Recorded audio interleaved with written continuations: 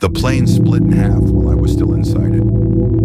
I remember the sound more than the fire, a deep tearing sound, like the sky itself was being ripped open. My name does not matter.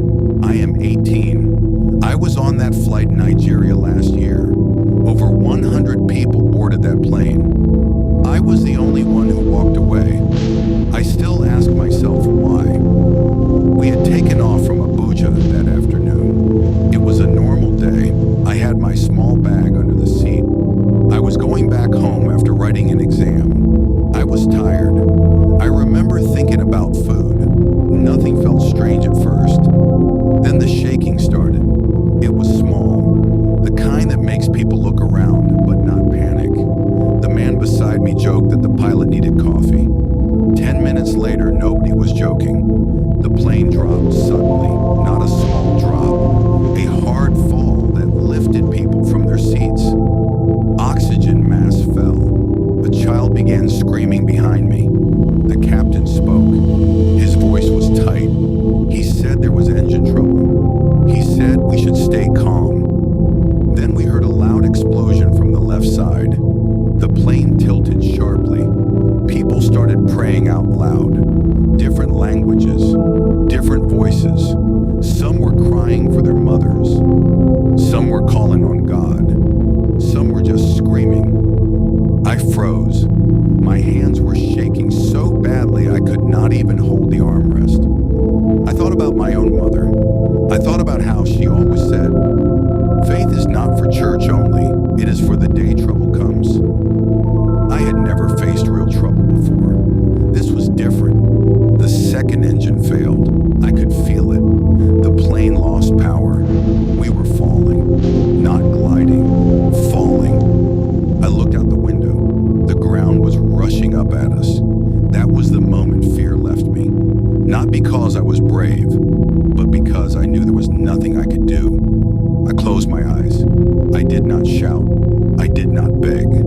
I simply said, "God, I trust you. If I live, I live. If I die, I die." The impact came seconds later. It felt like my body was crushed from every side. My seat broke loose. I felt myself thrown forward. Heat, smoke, screams, then darkness. When I opened my eyes, I was lying on grass.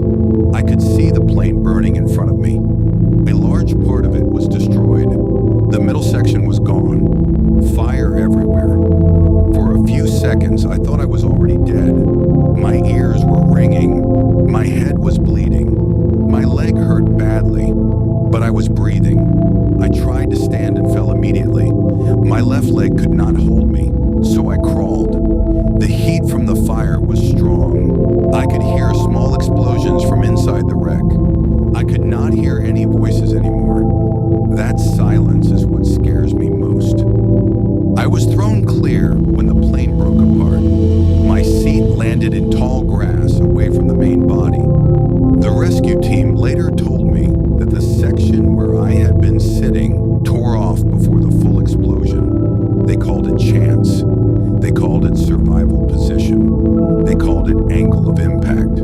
But I remember something else. I remember peace. Right before the crash, when everyone was screaming, something inside me became calm. Not normal calm, a deep calm. Like someone was holding my chest and saying, "It is okay." That is the only way I can explain it. Rescue workers found me hours later. Farmers had seen smoke and called for help. I was half awake when they carried me.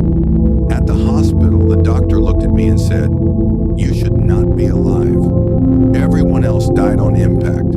Every single person. Sometimes I see their faces in my dreams. The man who joked, the crying child, the woman across the aisle who kept holding her necklace and praying. I ask myself why I was spared. I was not the most holy person on that plane, but I was the one who fully let go. That day changed my understanding of faith. Faith is not shouting.